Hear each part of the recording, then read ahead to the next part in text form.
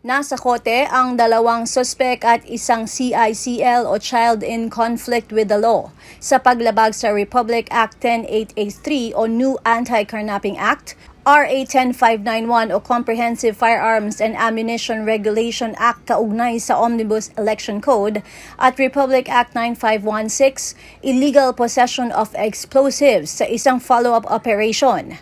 Ayon sa inisyal na investigasyon, bandang alas 3:30 ng umaga ng ika-4 ng Setyembre, natuklasan ng complainant na si alias Richmond, 33 anyos, negosyante at residente ng Santolan na nawawala ang kanyang puting Yamaha Mio Sporty motorcycle na nakaparada sa labas ng kanyang bahay.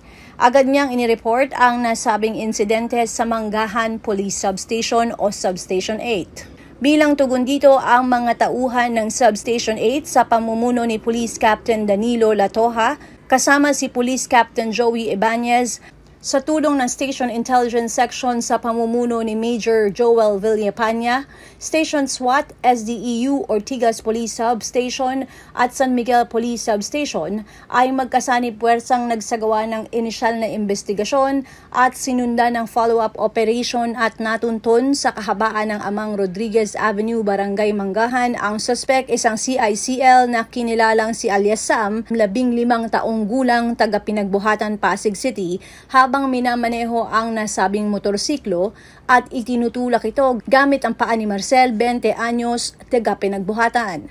Habang nagmamaneho ito ng itim na Suzuki Smash na walang plate number. Matapos arestuhin ang mga suspect, nakuha kay Sam ang isang kalibre 38 na walang serial number at kargado ng 2 bala at isang granada ang nakumpiska kay Marcel. Sa investigasyon na pag-alaman na ang itim na Suzuki Smash ay pag-aari ng isa pang complainant na kinilalang si Ariel, 29 anyos, taga Manggahan at ayon sa kanya, ninakaw ang motorsiklo dakong alas 6 ng umaga ng September 4 habang nakaparada sa labas ng kanyang bahay. Ibinunyag din ng mga naarestong suspek ang pagkakakilanlan ng kanilang mga kasabwat na sina Jelay at Rex, kapwa residente ng Barangay Pinagbuhatan. Samantalang naaresto ang kasabwat na si Jelay, 18 anyos, taga Pinagbuhatan bandang alas 6 ng gabi sa isinagawang follow-up operation. Na-recover ang isang blue Yamaha Mio Sporty na may plate number na DA25378 na nakarehistro sa isang alias Annalyn, 36 anyos, residente ng Barangay Santolan. Ninakaw umano ang Yamaha Mio dakong alas 6 ng umaga ng ika-4 ng Setyembre.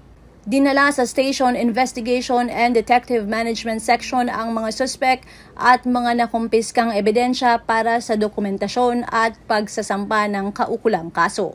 Ako si Luan Peñano para sa latest ng iNews Pasig.